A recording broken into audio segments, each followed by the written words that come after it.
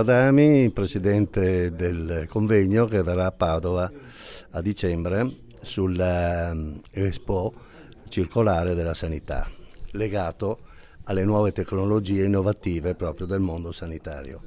Ecco, professor Adami, sarà un evento internazionale per affrontare le sfide della salute globale.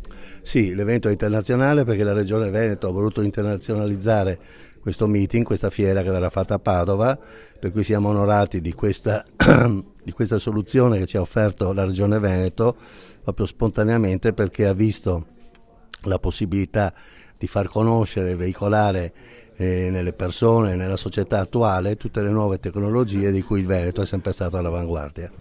Quali saranno i temi affrontati? I temi affrontati sono tutti sulla medicina ormai compenetrata circolare, dove il salto di qualità dal mondo animale al mondo ecologico, cioè della natura e l'uomo, ormai deve essere affrontato in modo globale e compenetrante.